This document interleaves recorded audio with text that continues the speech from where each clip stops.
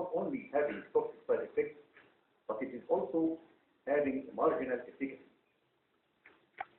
The increasing understanding of hepatitis C virus life cycle has resulted in the discovery of several viral targets for antiviral therapy, including the non-structural protein 3-4A protease, the non-structural protein 5B polymerase, non-structural protein 5A, the HCV hepatitis cell entry mechanism.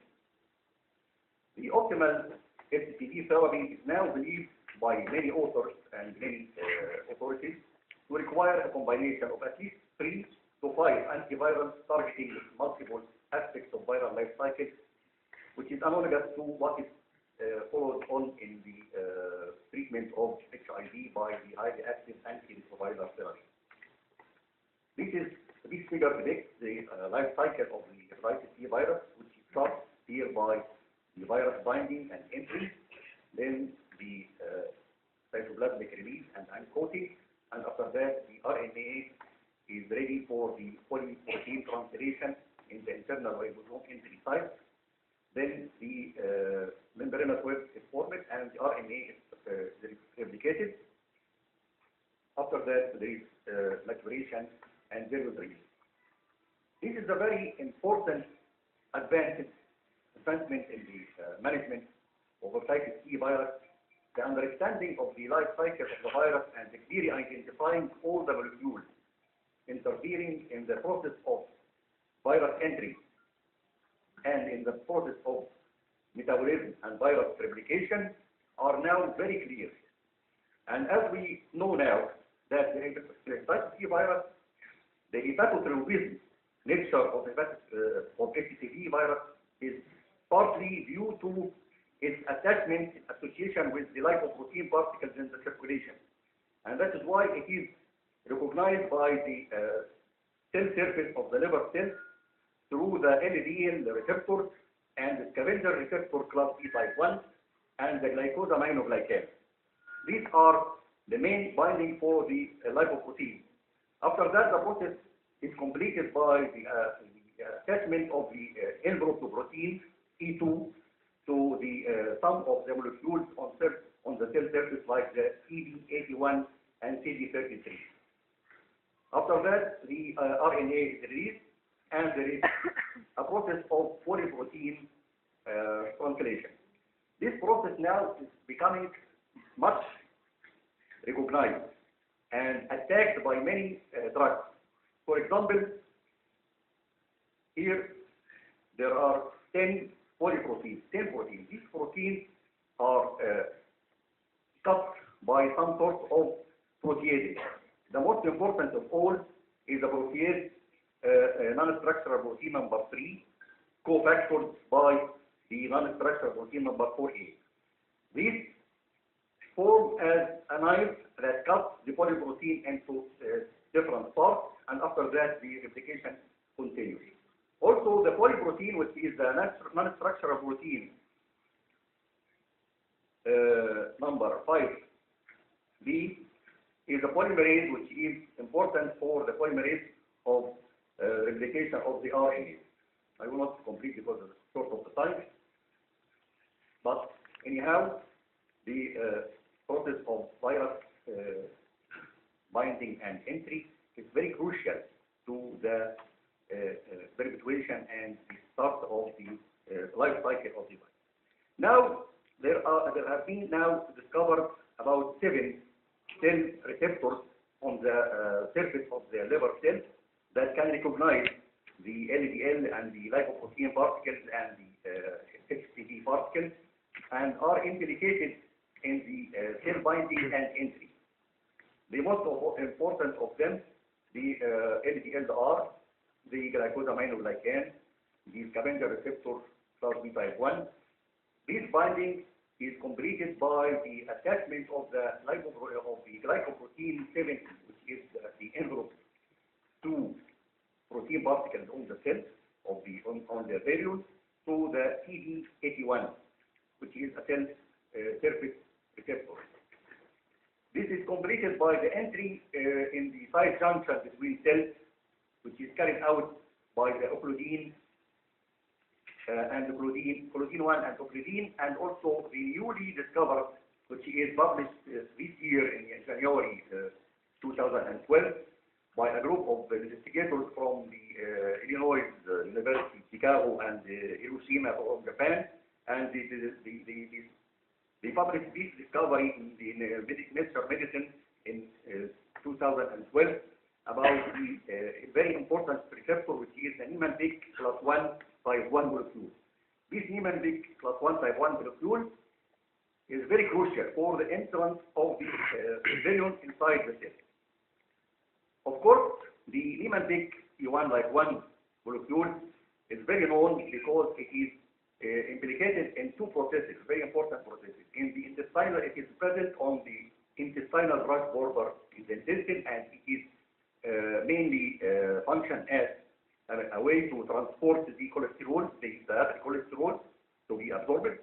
And it is also present on the cell surface, on the side of the biliary system, the hepatocyte cell surface, which is involved in the biliary cholesterol reabsorption.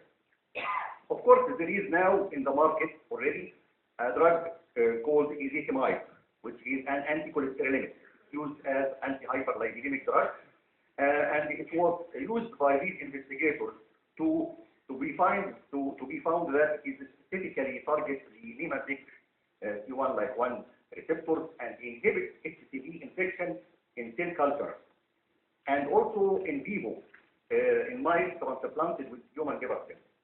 And of course, we know that the problem of HCV research was very difficult because there was no animal model. Now there is an animal model in mouse, small animals in mouse, by making the transplantation of liver tissue from humans infected by HCV. This is the virus polyprotein after translation, and it is composed of 10 proteins. 3 of them are structural protein, like the C protein is the nucleocapsid core protein, and the glycoprotein 35 E1 and E2, which are the virus envelope proteins, and 7 non-structural proteins which have been attacked by many drugs now, and I will show you in a minute what is going on in the pipeline. Numerous specifically targeted antiviral therapy for HCV are currently under development. Many inhibitors of what we have said now, the non-structural protein 3 and 4A coenzyme protease, and the non-structural protein 5B polymerase are already past the preclinical phases of drug development. 2 protease inhibitors, the buciprevir and the kilaprevir, have recently been approved by FDA as part of a combination treatment with degraded interferon and ribavirin, and it is the third one to be added on as an oral therapy. Many HCV entry blockers are currently under phases of development. The research is going on, and after the recent genome-wide association study carried out by the E. et al. In 2009 and Rausch et al. In 2010, they had established the role of the interleukin 28B gene single nucleotide polymorphism, both in sustained virological response after the antiviral treatment and in the spontaneous cure of HCV. Because as we know, some of the people who harbor the chronic infection by HCV are spontaneously cured. This is because of the expression of this gene in their genome. This gene is coding for a very important molecule, which is interferon lambda 3. And the people who are homozygous for this protective allele are 3 times more prone to sustain virological response and spontaneous cure than those who are carrying the ET risk allele. The interferon lambda 3 now is booming in research because it is also in the armamentarium way for the treatment of HCV, and the interferon now are classed into 3 types. Type 1, which is interferon alpha and beta, type 2, which is interferon gamma, and type 3, which is interferon lambda 1, 2, and 3. Of course, the virus entry represent now very potential multifaceted target for antiviral interpretation, and these are tens and hundreds of molecules in the form of monoclonal or polyclonal antibodies to every step in the virus entry site and virus entry mechanism. Spirulina placensis is one of the cyanobacteria which has been consumed as food in many countries since ancient times, is now marketed as food supplement due to its high content of proteins and other nutrients. Spirulina now is listed as drug status, which is generally recognized as safe, and this paper is coming from the FDA, which is a self-affirmation of the drug status of spirulina.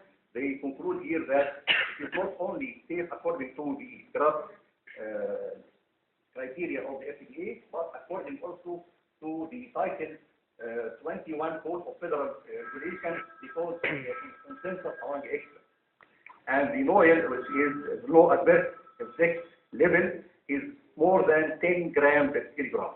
This, of course, urges us and convinces us to start a clinical trial to see the effect of this highly nutritional and very useful plant natural substance, to see the effect on the hepatitis C.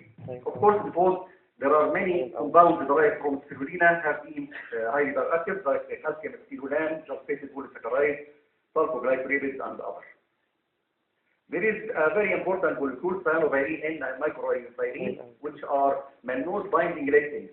These lectins are intervening between the glycoprotein 70, which is E2 on the HCV envelope, and CD8, CD81, and CD36. We carried out a clinical trial. This is published in the Gastroenterology 4 or 5 months ago, to study spirulina placensis versus silimarine in the treatment of chronic hepatitis C virus infection, a pilot randomized comparative clinical trial.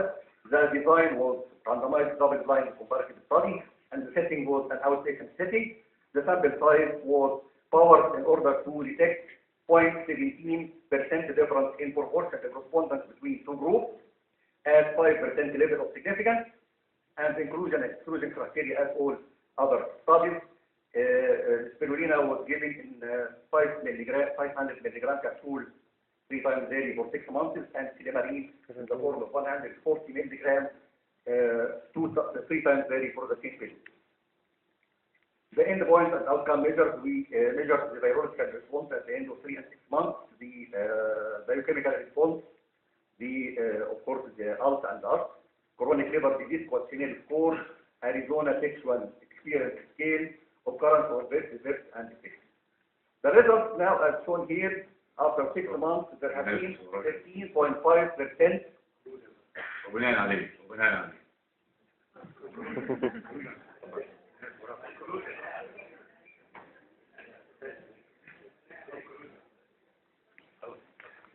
Inclusion, from our results, we can conclude that there is a therapeutically feasible potential for spirulina placensis extract worthy to conduct a larger size study with a longer follow-up period to confirm its safety and efficacy, encouraging results in the treatment of chronic hepatitis. A combined therapy composed of 4 up to 5 antiviral agents, like that which is done for the HIV highly active antiretroviral therapy, is expected to come soon.